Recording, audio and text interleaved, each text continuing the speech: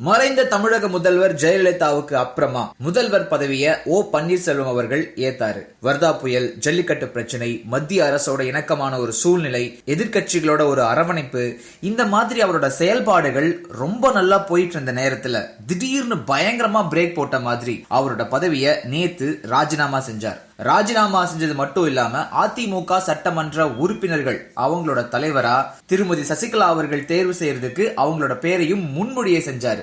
இந்த நிலையில சசிகலாவுக்கு ஆதரவும் சரி எதிர்ப்பும் சரி ரொம்ப அதிகமா இருக்குன்னு சொல்லலாங்க. அரசியல் தலைவர்கள் சசிகலா முதல்வர் பதவிக்கு தேர்வு செய்யப்பட்டிருக்கிறத பத்தி என்ன சொல்றாங்க அப்படின்றது இதுக்கு மேல பார்க்கலாம். திமுகவோட செயல் தலைவர் திரு ஸ்டாலின் அவர்கள் சொல்லியிருக்கிறது, சசிகலாவை முதலமைச்சரா மக்கள் ஏத்துக்க மாட்டாங்க அப்படின்றதுங்க. எதிர்கட்சி துணைத் தலைவர் துரைமுருகன் சொல்லியிருக்கிறது என்னன்னா, சட்டமன்ற தலைவரா சசிகலா தேர்வாகி இருக்கிறது பத்தி கருத்தெல்லாம் சொல்றதுக்கெல்லாம் ஒன்னும் இல்லைங்க. நடிகர் ஆனந்த்ராஜ் என்ன சொல்லியிருக்காருன்னா, சட்டமன்ற தலைவரா சசிகலாவை தேர்வு செஞ்சிருக்கிறது அவசரமான ஒரு முடிவு. மார்க்சிஸ்ட் கம்யூனிஸ்ட் மாநில தலைவர் ஜி ராமகிருஷ்ணன் என்ன சொல்லியிருக்காரு அப்படின்னா, அதிமுக சட்டமன்ற தலைவரா சசிகலா தேர்வு செய்யப்பட்டதற்கு என்னோட வாழ்த்துக்கள் அப்படின்னு சொல்லியிருக்காரு.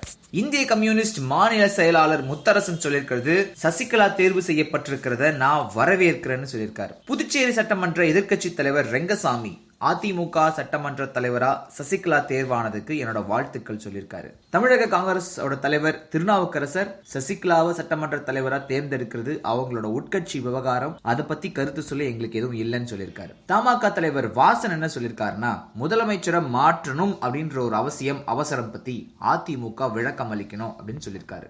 பாமக நிறுவனர் ராமதாஸ் என்ன சொல்லியிருக்காருன்னா, அதிமுக சட்டமன்ற தலைவரா சசிகலா தேர்வு செய்யப்பட்டது தமிழக மக்களுக்கு இழைக்கப்பட்ட ஒரு துரோகம் அப்படின்னு சொல்லியிருக்காரு. முன்னாள் நிதியமைச்சர் ப சிதம்பரம் என்ன சொல்லியிருக்காருன்னா, மக்கள் கருத்துக்கு எதிரா தமிழக அரசும் அதிமுகவும் செயல்படுதுன்னு சொல்லியிருக்காரு. சசிகலாவை முதலமைச்சரா அதிமுக எம்எல்ஏக்கள் நிர்வாகிகள் முழு அளவுல ஏத்துக்கிட்டாலும் பொதுமக்களும் அதிமுக தொண்டர்களும் அவரை முதல்வரா ஏத்துக்குவாங்களா?